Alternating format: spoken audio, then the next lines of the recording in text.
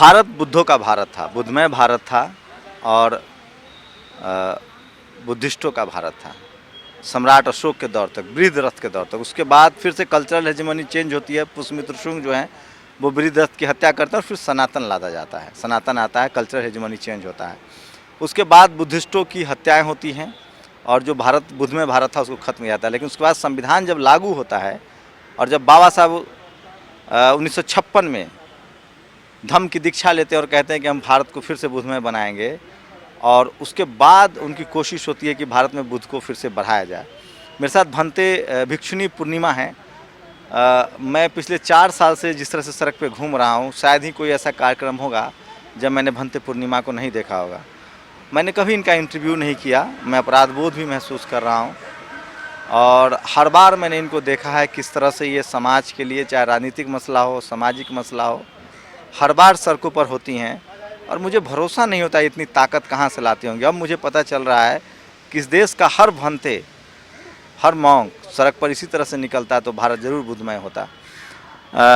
मैं माफ़ी चाहता हूँ पहले कि मैं पहली बार आपसे बात कर रहा हूँ, लेकिन हम हर बार मिलते हैं हम लोग। आपने भी कभी कहा नहीं, आज भी आपने नहीं कहा। कब भंते बनी आप, कब भिक्षुनी बनी, कैसे जीवन में ये शुरुआत है? देखिए, मैं महाराष्ट्र से हूँ और मैं 90 से पहले से बनी हूँ।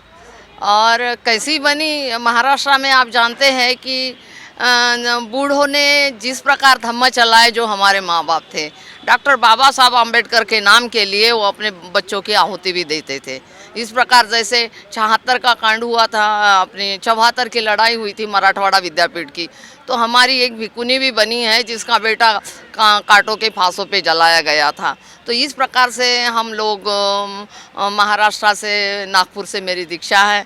भदन सदानंद आज नहीं है, मैं उनके लिए वंदन करते हूँ और श्रद्धा सुमन अर्पित करती हूँ, क्योंकि वो कितने से आप दिल्ली में रोज़ सड़कों पर दिखती हैं, मुझे देश भर में दिखती हैं, इतनी ताकत कहाँ से लाती हैं? देखिए, ताकत देखो, ये आप लोगों के कारण ही हमें ताकत आती है, क्योंकि मैं 60 साल की हो रही हूँ, 61 साल में चल रही, और हमारे अनिल जी यहाँ खड़े हुए हैं। तो ये हम सब आज से ही नहीं, तो आज रामराज का उदित राज बनाया है, ये हम ही लोगों की देन है। अनिल जी अभी बता रहे थे। भिक्षुनी आप एक प्रचलित हो गया कि हमारे जो मॉन्क हैं वो जहाँ जहाँ बुद्ध विहार है वहाँ बैठे रहते हैं, निकलते नहीं हैं।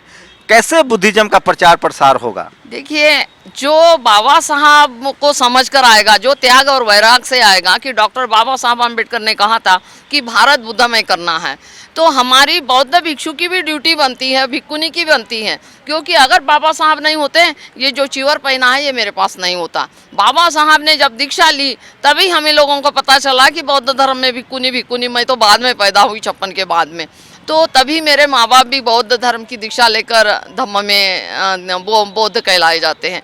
तो इस प्रकार की व्यवस्था, मेरे फादर भी मिलिट्री में थे, और हमारा जो महाराष्ट्र का जो समाज है सबल है, शिक्षा में सबल है, आर्थिक में सबल है और ताकत में भी सबल है। तो इस समाज से मैं बुद्ध धर्म के रास्ते में आई। मेरा यही उद्देश्य था कि डॉक्टर बाबा साहब आम्बेडकर का जो ऋण है कि हम पर, क्योंकि हमें भिक्षुनी बनाया, तो उनके कारण ही हम बने। बाबा साहब धम्म नहीं लाते तो 7 समुद्र पार हमारे भारत के, आपने बताया, पुष्यमित्र शुंग के बाद में हमारे भिक्षुओं का कत्लेआम हुआ। और भंते को क्या कहेंगे जो मठों में बैठे हुए हैं, जो बुद्ध विहार में बैठे हुए हैं, लेकिन वो डर से नहीं निकलते हैं? क्या लग रहा है, डर से नहीं निकलते हैं? देखिए, डर से नहीं, कोई तो आता है कि हमें बस खाना मिल रहा है, रह रहे हैं। दूसरा एक है डर किसी चीज का नहीं, कोई चमचेगिरी करने लगे, कोई भिक्षु तो मीडियागिरी करने लगा, आपके जैसे लोग प्रोत्साहित करते ये करो, तो उनके कारण इनको भी नेता बनने का मार्ग मिलता है। तो चार नेता तो बनना चाहिए ना, संसद जाना चाहिए भंते को भी। भिक्षु संसद में जाए, पर क्या है, हमारे लोगों को मैं चाहती हमारा नेतृत्व, हमारा समाज करें, हम उनको मार्गदर्शन करने के लिए रहें, ये हमारा चिंतन है। आप देश में कहीं भी बड़ा आंदोलन देखिएगा, चाहे वो सामाजिक आंदोलन हो, चाहे वो राजनीतिक आंदोलन हो, मैं देखता हूँ, मैं आज दंग रह गया हूँ। मेरा कंट्रीब्यूशन बिल्कुल कुछ भी नहीं है। शायद ही कोई ऐसा कार्यक्रम होता होगा जहाँ भिक्षुनी पूर्णिमा नहीं आती होंगी। और अगर इस देश में ऐसे कुछ और भंते हो गए, भिक्षुनी हो गई, तो बाबा साहब के बुद्धमय भारत का जो सपना है वो ज़रूर साकार होगा, और ऐसे लोगों से मिलकर लड़ने का, संघर्ष का जज्बा मिलता है। लोगों से क्या उम्मीद करते हैं? लोगों से कोई अपील करेंगी जो आपसे मिलना चाहे, आपसे मदद करना चाहे, कोई अपना नंबर दे सकती हैं? हाँ, नंबर भी देंगे। मदद तो मुझे तो देखो, मैं सड़कों पर चलती हूँ, मदद क्या है, जो लोग देंगे जो देते हैं वो लेने में आपत्ति नहीं, कि वो समाज के काम में आ जाएगा। जो मेरा, मैं समाज की हूँ, समाज मेरा है, तो मेरा जो भी होगा वो समाज के लिए रहेगा। आपने मुझे कहा, मेरा इंटरव्यू नहीं लिया, पर मैं ऐसे आज तक भारत भर में काम किया। भिक्षुनी पूर्णिमा के नाम से देश जानते हैं, और ये जो बोध गया के आंदोलन की लोगों 92 से की क्या मदद चाहती हैं?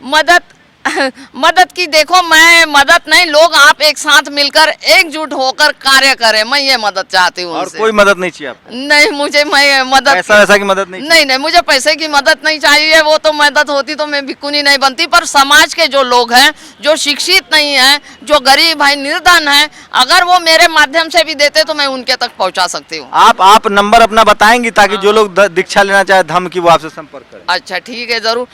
मेरा नंबर है 8377910411, भिक्षुनी पूर्णिमा के नाम से। तो एक बार फिर से बता दीजिए। 8377910411। और कितनी पढ़ाई लिखाई की है आपने? मेरा तो हाई स्कूल तक है। हाँ। शुक्रिया मुझसे बात करने के लिए। तो भंते पूर्णिमा थी। बुद्धमय भारत का सपना तभी पूरा होगा जब इसी तरह से भिक्षु जो हैं वो अपने बौद्ध विहारों से निकलेंगे और सड़कों पर लोगों को अपने धम्म के बारे में, बुद्ध के विचार के बारे में, जो कि विज्ञान है, उसके बारे में बताएंगे।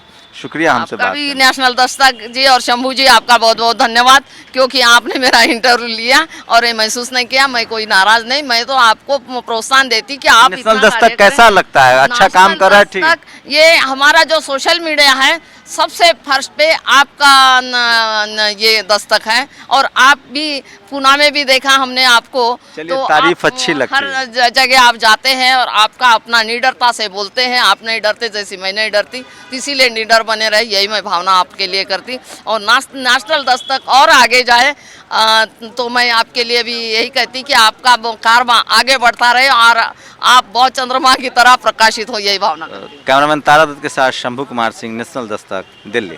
नेशनल दस्तक की आपसे गुजारिश है कि अगर इसको बचाना चाहते हैं तो नेशनल दस्तक को सब्सक्राइब करने के लिए रेड कलर के सब्सक्राइब बटन को दबाएं, फिर बेल आइकन की घंटी दबाएं। नेशनल दस्तक को बचाने के लिए बहुत जरूरी है कि हर खबर को शेयर करें, लाइक करें, कमेंट जरूर करें।